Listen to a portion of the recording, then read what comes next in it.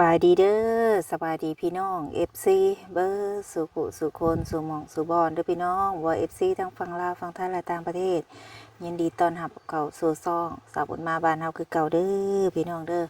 เอามื้อนี้เนาะทางสาวบุญก็ไว้เข้ามาทางครอบครัวน้องรจนาอีกคือเก่าพี่น้องเอ้ยมาแล้วมื้อก่อนนะมื้อก่อนนั่นก็มาแล้วพี่น้องเอ้ยมามื้อนี้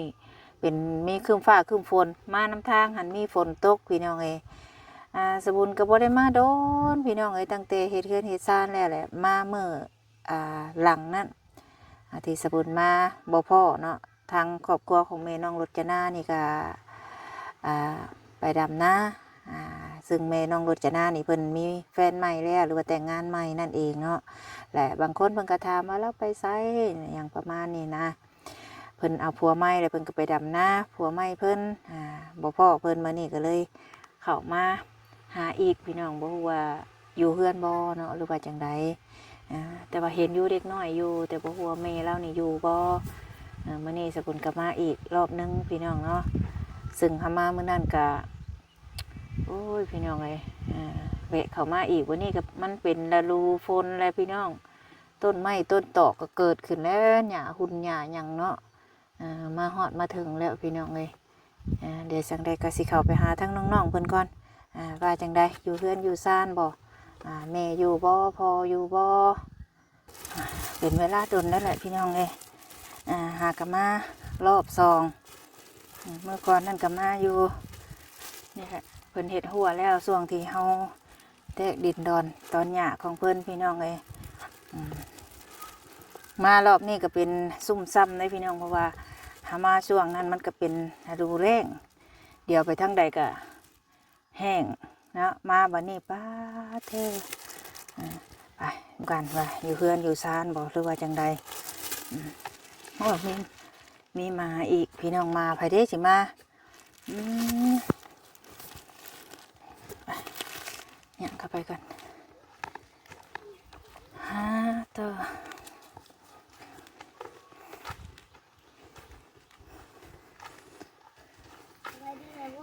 สบายดีว้าวมีแต่ผู้สาวหน้ามาบ้านนี่บ่ใส่ปังลูกสาวไผเนาะผู้นั้นคือบ่ออกมานั่นฮะผู้สาวเพิ่นได้เพิ่นยังคืนคือเก่าเพิ่นได้สบายดีล่ะโดยยังจื้อคือเก่าบ่ล่ะพดอันรถจะนะจื้อแม่บุญบ่ลูกเป็นสาวเด้คุณใส่ถ้าแม่นะแม่เข้าไปหาน้ำใหม่ไปหาน้ำไม้เอาไปแต่เช้าพุโดยยังบ่มาไปกับไผกับผัวเพิ่นบ่ผัวเราบ่ได้มาผัวเราอยู่ดำนาผัวเราบ่ได้มาโดยใช้พ่อใหม่คือบ่ชวนมาบ่มาบัดนี้จนได้พ่อใหม่รจนาก็เป็นสาวเด้ดำนาเป็นแล้วเจ้านะดำได้ดำซ่าเป็นจังได๋น้ำนี่ออกอยู่บ่อีล่ะโดยเป่งออกแล้วไผดำนาเป็นนุ่นเด้เป็นบ่ลูกพดเด้ แม่นความเรา ดำนาได้ในเดียวมันขึ้นป่าเฮาไผพี่พรดำนาจะค้นไปซอยเพิ่นผู้ดำนาแล้วก็มีน้าบ่าวพ่อมาซอยน้าบ่าวใส่น้าบ่าวโตลูกอย่างก็ตัวมาแปลงเพื่อนอันนี้พร้อมแล้เพิ่นไปคนบ้านใดพ่อใหม่เจ้าน่ะบ้านนาบงบ้านนาบงเพิ่นเอากันแต่ดนน่ะบ่แต่ฝั่งสงกรานต์เอาตอนสงกรานต์ตอนวินค่ะเขาไปลินสงกรานต์ว่าเขาจะเอากันแม่นบ่เลยสงกรานต์แม่บุญก็มาอยู่บ่แม่นบ่เลยแม่บุญคือบ่ฮู้โอ้โหคือกันตะวิเขากะว่าฮู้คือกันว่าภายนอกเขากะมาอยู่ลินในนำกันไปสงกรานต์กับไปนำกันโอ้ดนบันไดเพิ่นจังอันบอกเจ้าว่าผัวเพิ่นจนเขาแต่งงานกันจนเขาแต่งกันยังฮู้เพิ่นบ่ได้ถามบ่ว่าแม่เอาผัวคนเด้อจังซี่สิบ่เฮาบ่คันถามลูกอาเจ้าเอาไปกินเด้อลูกเด้อไปเอาไปก่อนเจ้า มีจามเอ็นอยู่หั่นเด้อลูกเด้อพากันอุ่นกินเด้อกินข้าวกับหยังมื้อนี้ลูก ยังบ่ได้กิน อืมอาจารย์พากันไปนั่งอยู่พุ่นถาเดี๋ยวเอ้ยแม่คุยกับเอ้ยกันเด้อผู้เจ้าไปนั่งอยู่เตียงถาไปกับเอ้ยพดเด้อโอ้เพิ่นแบบว่าเพิ่นเอากันแต่ช่วงนั้น เลย แต่เจ้าบ่ฮู้เจ้าหากะฮู้ว่าเพิ่นแต่งกันนี้ เลย หวานแต่เพิ่นเจ้าบ่เห็นบ่สิเพิ่นมานอนอยู่เฮือน อ้าวก็มาแต่เขาก็บ่ฮู้เนาะว่าเขาสิเอากันหรือบ่ เจ้าคือบ่ถามเจ้ามาหยังเจ้าเป็นไผคือบ่ถามจังซี่ เขาบ่กล้า บ่กล้า เด้อ อ้ายเจ้าต้องเป็นคนกล้าเด้ออีหล่ะเด้อเจ้าต้องเป็นคนเข้มแข็งก็ต้องเป็นคนกล้าบ่แม่นสิว่าบ่กล้าบ่ได้เด้เอาเฮามานั่งร่วมกันอยู่พี่มะให้น้องกินขนมถาเดี๋ยวเฮามานั่งร่วมกันอยู่คอนพี่แล้วถ้าได้กินข้าวเอาแม่ไปหาหน่อไม้ใช่แม่บุญว่าจะพาไปเด้อวะ เขาบอกเราแล้วว่าเราสิไปหาหน้ำใหม่โอ้ ดาวว่าเราสิมาจักโมง เราบ่ได้บอก เจ้าเว้าอยู่บ่ว่าแม่บุญสิมา เขาบอกแล้วว่าเจ้าสิมาว่าแม่บุญสิมามื้อนี้แต่เขาถามเราจะไปใส่ว่าสิไปหาหน้ำใหม่ให้มาให้แม่บุญ แล้วว่านะ เลยแต่ว่าไปแล้วไปเลยยังบ่มา ไปกับไผไปแต่เดินพุ่นประมาณจักโมงละปะ เมื่อเสาร์นี่ว่าว่า กินข้าวแล้วบ่จังได้ไป เลยเราคือเขาไปกินน้ เราไปหาหน้ำไม้มาให้แม่บุญโอ้ยแม่บุญสิได้หาเมื่อได้บัดเนาะเพิ่นบ่อยู่นํกันตั้งแต่สงกรานต์พุ่น ำเลย เจ้าก็เห็นอยู่เพิ่นมานอนหาบ่ฮู้โอ้ยแชทไปจากทีบจากแดนวันนี้น้องนอนกับไผสัตว์เมียผัวเลยนอนกับเจ้า เลย จุเจ้านอนกัน3คนบัดนี้ เลย นอนนำกัน3คนเดี๋ยวเพิ่นนอนนำกันบัดนี้เพิ่นนอนทางใดทางพี่หรือทางพุ่น นอนทั้งพูนสุขานอนทั้งพี่ โอ้พวกเจ้านอนทางพี่เพิ่นนอนทางออกพุ่น เลย เออเจ้าบ่ได้คิดหยังบ่เพิ่นเอาพอใหม่เพิ่นบ่ได้เพิ่นดีอยู่บ่พอใหม่ เลย เพิ่นเจ้าก็เอิ้นพ่อบ่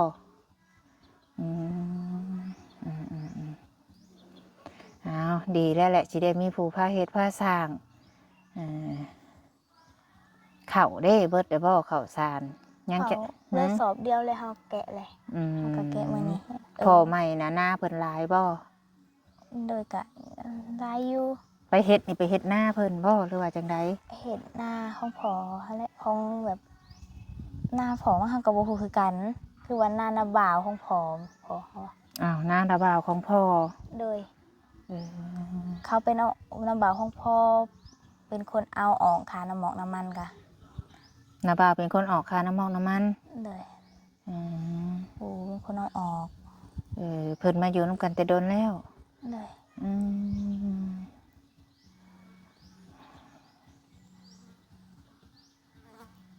วันนี้ถ้าเพิ่นได้พ่อใหม่ได้นนก็เลยมานอนน้ำเจ้า เลย เป็นจะได้ห้องน้ำยังใส่ดีอยู่บ่หรือว่าใครจะดอกได้พอเป็นสร้างบ่บัดนี้เพิ่นเฮ็ดหยังเป็นนี่ขาเพิ่นมานี่เพิ่นเฮ็ดหยังแน่อยู่เฮือนอยู่ซ่าน เห็ นี่ ดนี่บางเถื่อเวลามีบ่อนแบบเห็ดเฮือนแบบเขาใหายไปเห็ดเฮือนใหายเพิ่นกับไปแบบแปลงเฮือนหั่นนะ ไผสิซื้อใดมาใส่ให้นี่ อันนี้แม่เฮากับพ่อเฮาเห็ดเฮือนนะคะ ได้เงินได้พากันมาเฮ็ดอยู่นี้ เลย เดี๋ยวเพิ่นบ่ได้เว้ากันบ่ว่าสิเฮ็ดจังซั่นจังซี่เรื่องเฮือนนี่ จักเฮายังบ่ฮู้คือกัน เพิ่นเวลาอันเพิ่นมาเพิ่นหยังนี่ก็ล้มกันบ่กับจุมเจ้าก็ได้พ่อใหม่พ่อหยังก็ เวลาเราเป็นคนบ่อยากปากปานใด เป็นคนบ่ปาก เลยบ่อยากสิเว้าหลาย บ่เว้าหลาย เลย แต่เพิ่นบ่ได้ให้บ่ได้หยังให้ บ่เราบ่ได้ให้ เวลาได้เงินมาได้เพิ่นให้อยู่บ่ ให้แม่เฮา ให้แม่เจ้า ได้ ดีแล้วได้อันนี้น้ำนี่นั่นอยู่ติใส่คือบ่ปลูกผักเนี่ยค่ะหุ่นแม่บุญว่าสิมากินบักพริกมะเขือน้ำอยู่พี่มานั่งพี่โอ้ยคนบ่อาบน้ำบ่อยากนั่งใกล้นะอันนี้ใช้พอใหม่หาไปใช้เดี๋ยวนี้บ่รับไปใช้ไว้แม่บุญฟังนี่ น้ำไป รับไปใช้ ไปไทยนา ยังบ่แล้วบ่ ยังบ่แล้วครับ ยังลายบ่ เลยยังลายให้อยู่ คือมาซะยังบ่แล้ แม่ ว เฮาบอกให้มาอยู่เฮือนมื้ออื่นเราก็สิเมื่อแล้ว แม่เจ้าละมื้ออื่นสิเมื่อชุมเจ้าอยู่เฮือนท่า เลย จักมื้อเลยจุมเจ้าไปชูพุ่นนะ ไปบางเทื่อไปได้2 อาทิตย์แล้วก็เฮามาอยู่นี่ประมาณ 3-4 มื้อแล้วเฮาก็ไปอีก ค่าหาก็ไปค่าดำนานี่บ่ โดยไปแล้วก็มา มาได้เฮ้ยอย่าปะเฮือนได้ เฮามาอยู่ ผีมาอยู่ได้กันว่าเฮือนคนบ่อยู่หั่น เฮ็ดอีกเนิน เอ้าคนบ่อยู่คันแม่เจ้าไปก็ให้จุมเจ้าอยู่นี่เด้อ เลย เฮือนซานนี่บ่ให้ไปปะมันคันจุเจ้าไปดนแล้วมันกลายเป็นเฮือนห้าง เลย ผู้ใหญ่เพิ่นบ่อยากให้หนีป้าเฮือนเพิ่นเฮ็ดให้แล้วเพิ่นเฮ็ดให้จุเจ้าแล้วหั้นนะแม่เพิ่นอยากไปเพิ่นก็ย่าเพิ่นเฮาก็อยู่นี้เดี๋ยวแล่นนุ่นอยากเมื่ออยู่เฮือนน้ำพ่อใหม่บ่เมื่อบ่ โดย จะเมื่ออยู่น้ำพ่อใหม่ให้รถจะหน้าอยู่นี่เด้อซะ บ่ เอ้านี่ให้รถจะหน้านี่เจ้าบ่อยู่หลังใหญ่บ่เฮือนพ่อใหม่หึ สร้างไงอยู่ มีเฮือนคือว่ามีเฮือน2-3หลังพุ่นบ่ เพื่อนอยากมีเพื่อนแบบเป็น2 ลังต่อใส่กันค่ะนะแบบเป็นลังเดียวเลย เฮือนไม้บ่คือเฮือนปู เพื่อน น ใหม่ เออเป็นเฮือนใหม่เมียเราเด้บ่มีบ่ เนี่ย เมียเราหัน อ๋อ บ่ฮู้ซ้ำไปจังเทื่อเขาเอามิเอาบาดสร้างเป็นแท้อันนี้ เด็กหน่อยมาผัดแดดอันนี้เขียวว่องแล้วยิ้มให้เบิ่งแหน่ยังเขียวดำคือเก่าเป็นแม่มาสิกินอันนั้นได้ดังไฟนะแม่อันอยากข้าวยังบ่ได้กินข้าวเช้าซะบ่ กินได้ข้าวเช้าข้าวเพลยังไม่กิน กินข้าวเช้ากับหยัง กินกับปลา ปลามาใส่ ปลาไม่เขาเอาใหาย อย่ามาทางนี้ลูกมันร้อนมันแดดเข้าไปในกันพากันนั่งอยู่นี่แหละไม่เท่าเอาให้ เด็ก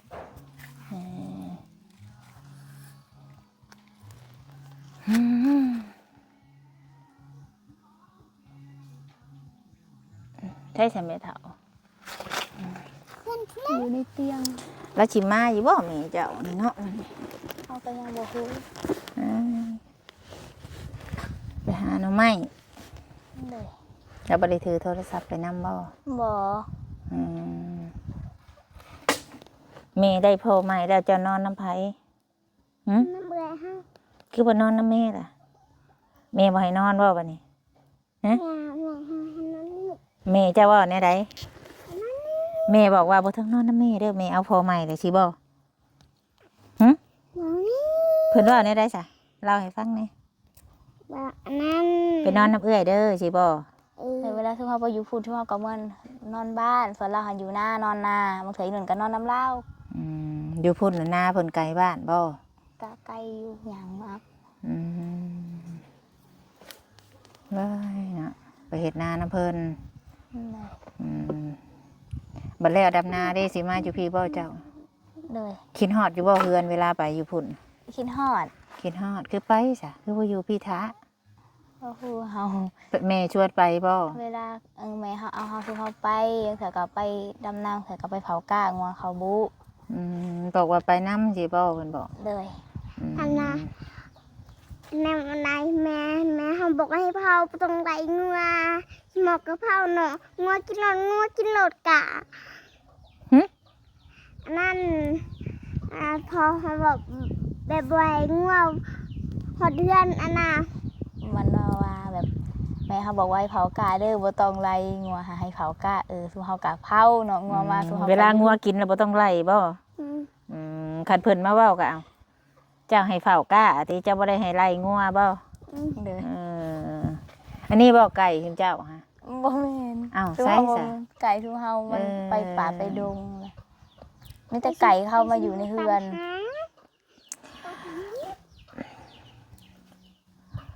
แม่บ่มาเฮ็ดจังได้เพิ่นไปย่างเมื่อทางเฮือนบ่รถปะ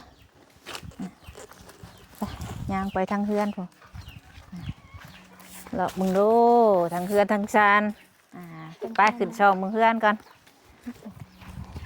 แม่บุญว่ามาโอ้หมักพริกคือสิดกแล้วว่าไปเบิ่งก่อนว่ะอ้ายมาแล้วบ่มีฮะมายังดำไปเบิ่งก่อนบ่ได้มาโดนแล้วพี่น้องเอ้ย แมงอีช่างลงมาปุ๊ เด้อเขามาซอมเมืองเฮือนเบิ่งซ่านก่อน เออเอากู้ไว้คักแท้หากับกู้นี่ไปจ้านี่ใช้จะนอนทางไหนจ้า ห้องนอนทางคุณ เพิ่นเพิ่นนอนทางพี่ เลย โอ้กระบะกระเบาะเว้ยได้พอใหม่แล้วบัดนี้โอ้เข่าเพิ่นจากกับพาเพิ่นบ่ได้ขันนี่บ่กลางคืนบัดเวลาเพิ่นมานอนเพิ่นบ่ได้มีแนวขันบ่ บ่ ยันว่ายันน่ะเพิ่นยันว่าหาแนวกั้นใส่นี่เอาผัวใหม่เด้เนาะยันลูกเห็นแล้วนอนนำกัน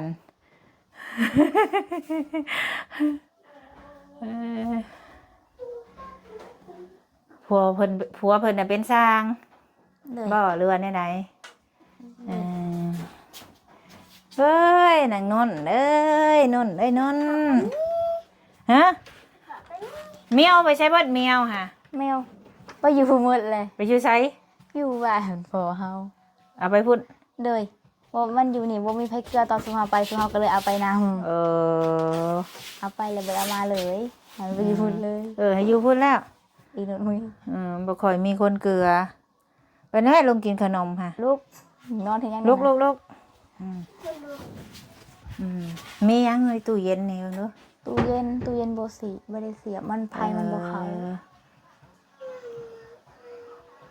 อันนั้นน่ะยังใส่ยังงันใส่ได้อยู่ใดดิ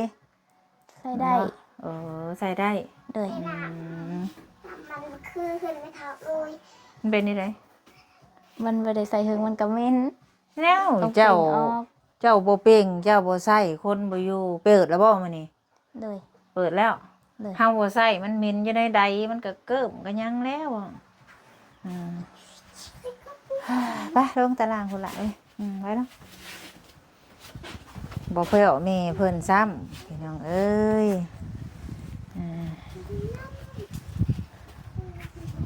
บ่พ่อแม่น้องรถจะนาแม่บุญว่าสิมาเยี่ยมแต่ดนแล้วแม่บุญก็หาแล้วดำนาแม่บุญก็ได้แม่บุญก็บ่ได้มาอยู่เฮือนอยู่ซ่านเฮ็ดให้มันเป็นแล้วเฮ้ย มันก็ แม่บุญมาดุได้ผ่านมาทางนี้ก็มาแล้วนี่อันนี้รถไฟสะ เก่า ที่ห้าง รถไฟรถพ่อจ้าบ่ บ่ คนในห้อง ไฟใส่เสียหยาเสียตอง ไม่เฮาเสียทางนี้เฮามาเสียทางนั้น ปลูกต้นกล้วยต้นยัง แล้วก็คนหนึง รักสิบ่มาบ่แม่เจ้าวันนี้เนาะ ยังบ่ฮู้คือกัน เอานั่งเนาะพักกันนั่งกันไปพักกันดังไฟระวังได้อห่ะแม่เพิ่นก็จักสิมาหรือบ่แล้วมื้อนี้ฮู้ว่าแม่บุญสิมาอยู่ปุ๊บแม่บุญบ่แม่แดงนี่บ่ เฮาบ่ฮู้ เพิ่นว่าแล้วพ่อว่าแล้วสิมาเพิ่นว่าสิบ่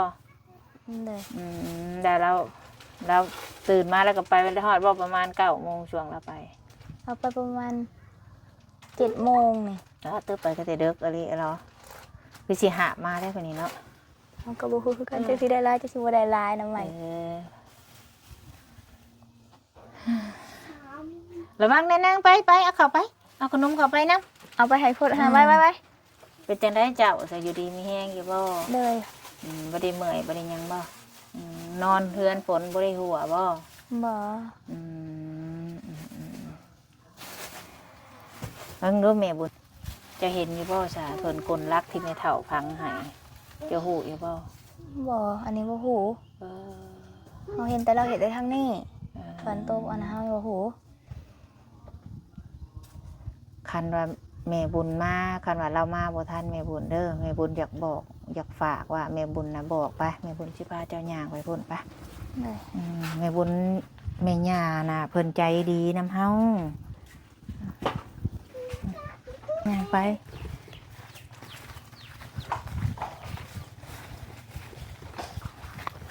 สิพาเจ้าย่างไปแล้วบอกแม่เรา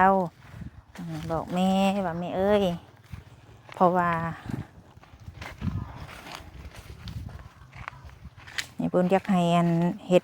ด้วยความถูกต้องนะนี่เนาะนี่ละพี่ยังนะพี่ลูก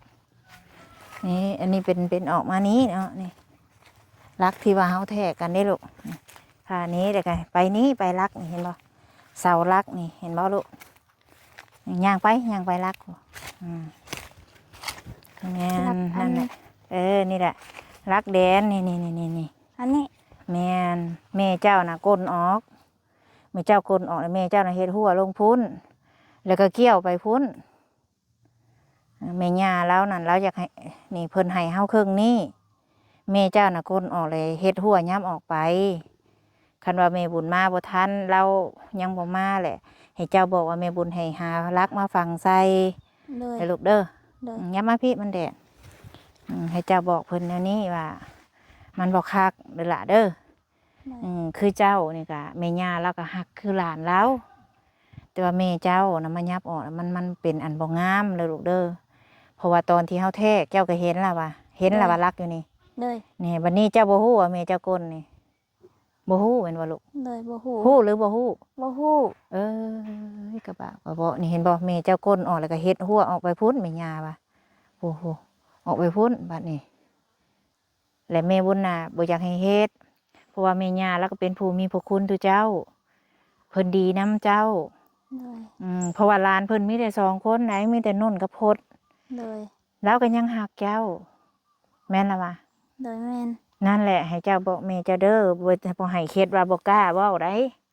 แม่เจ้าต้องนิ่งนะพี่แม่เจ้าไปพูดน่ะมันบ่คักแต่ว่าคันเรามาแม่ก็สิบอกเราอยู่บ่ให้เฮ็ดอันนี้มันบ่จบบ่งามถ้าว่ามีคนอื่นมาเอาของเฮาเด้นะนี่แหละนี่บ่อนที่เฮาฟังนี่เจ้าก็เห็นแล้วว่าอีหล่ะ เลย นี่แหละพี่น้องนี่รักนี่เราเลยก้นออกเราก้นออกแล้วเราเฮ็ดหัวออกมาพี่บัดนี้พี่ออกมาพี่ไม่ยาแล้วเลยบอกครับพี่เราเฮ็ดออกมาพี่บัดอันนี้ปกติเฮาสิแลไปนี้นี่เสิ่งน้องรถจะหน้าไปหัวหันนี่แม่นแล้วว่ารถตอนน่ะนี่ เลย ขาลักน่ะรถจะหน้าไปหันเลยไปพุ่นไปโตใหญ่พุ่นพี่น้องอันนี้เด้ไปโตใหญ่พุ่นนี่เห็นบ่บ่โตใหญ่นั่นเอารถจะจื้อแล้วว่ะ เลย บนโตใหญ่นั่น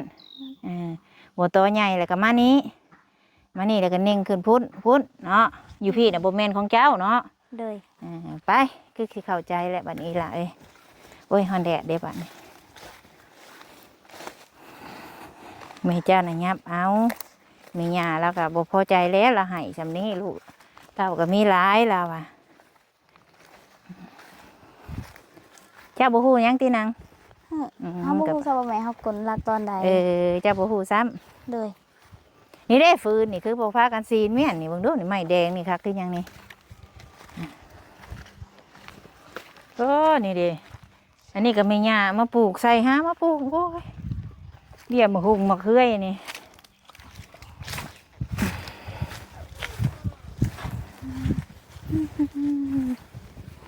ซับออกจะได้งูมันสิเข้าเฮือนนี่แหละมันหก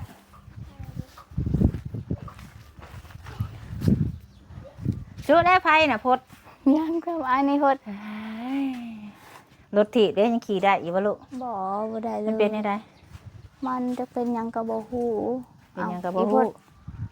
พดเอามาดังไผ ข้าวกับปลาไม่ในตู้ให้ดิ เลย เฮ้ยสาวขี้อายคือเก่าเด้นะพี่มานั่งครับพี่ฮะน้องสาวขี้อายอ่ะนะไปกินได้ไหมหมากอ่ะนะแซ่บคือหยังนี่ไปขับไปช่วยเอื้อยเด้อเจ้าอันเด้อเดี๋ยวแม่บุญนั่งกับเอื้อยรถก็ได้ดอกเป็นสาวเลยเด้อมารอบนี้รถจะนานี่เป็นสาวแล้วเขาเพิ่นงามบ่นาเพิ่นนะเริ่มงามนะบ่รู้ได้ใด เขาบ่ได้ใส่ปุ๋ย ท่านได้ใส่ปุ๋ย เลย เป็นได้คือบ่ใส่ปุ๋ย ก็คือกันนำแม่เฮาให้พอเฮาไปซื้อคุยทั้งว่าคุยหยังก็โตมันเป็นแบบมันมีหลายสีค่ะคุยเล่งบัดพอเฮาพอไปเอาคุยไอ้ซั่งแหละไปซื้อคุยต่างหากบ่คือตัวแม่เฮาเอาซ้ำนั่นแหละ บ่ได้หายบ่ แม่เฮาหายลาวอีกลาวก็เงียบ เพิ่นบ่ได้หายซุมเจ้าที่พ่อใหม่ที่ก็แต่เพิ่นมาอยู่นี่ก็แต่สงกรานต์บ่เพิ่นมานอนอยู่เฮือนนี่ โดยบางมื้อก็มานอนบางมื้อก็บ่ได้ โอ้ มา แบบบามื้อมา โดย บัดเพิ่นมานอนอยู่นี่เป็นรักนี่ค่าใด เป็นรักนี่ตำบิดนี่แบบเขาเห็นเขามาเนาะ มากับแม่เฮามาส่งแม่เฮาเลยค่ะ อืม เราบ่ได้เมื่อเรามาเฮ็ดเวียกในนี้ตอนเราแม่เฮามาจะลินสงกรานต์ อืม เราก็มานอนสมบิดเรามานอน มานอนอยู่พี่ โดยวันละเฮิงๆประมาณจัก3-4 มื้อแล้วจังค่อยมานอน เราก็เฮ็ดเวียกกับแม่เฮาในหั่น แต่ว่าเพิ่นติดกันนี่แต่ช่วงสงกรานต์ โดย โอ้ช่วงสงกรานต์ช่วงนั้นแม่บุญก็บ่ค่อยได้มาเนาะแม่นบ่ฮึแม่บุญมาอยู่บ่แม่บุญก็ลืมขึ้นเฮือนเจ้านี่เดือน4แม่นบ่ โดย หลังจากขึ้นเฮือนแล้วเนาะช่วงแม่บุญพาอัน FC เพิ่นมาตอนนั้นเด้เพิ่นเอาแล้วบ่ตอนน่ะ ก็นะเพิ่นก็อยู่นํกันนี่แหละไปเฮ็ดเวียก โอ้ตอนนั้นก็เฮ็ดเวียกนำกันหักเอากันแล้วบ่ตอนนั้นน่ะ โดย เอาแล้วเอาคือบ่เว้าสู่ฟังแน่ซะเอาตั้งแต่ช่วงแม่พา FC มาพุ่นน่ะ โดย เออเอากันแต่ดนแต่ดนไอ้ที่นี่เนาะจุดกินลาบซีดดิบ่กล้าเห็นเพิ่นไผมากับบ่กล้าอังเถื่อโจรมาเฮือนได้สิบ่กล้าบ่ซะเจ้าต้องถามเจ้ามายังอีกอย่างเพิ่นบ่แม่นคนในเฮือนเฮาก็ต้องถามแหละเจ้ามายังหาแต่เฮาคือบ่เคยเห็นว่าสิเพราะว่าคนในนี่มันมีแต่4คนเด้มันมีผู้ที่5ที่6มาเฮาก็ต้องถามจื้อไว้เด้อบัดนี้ โดย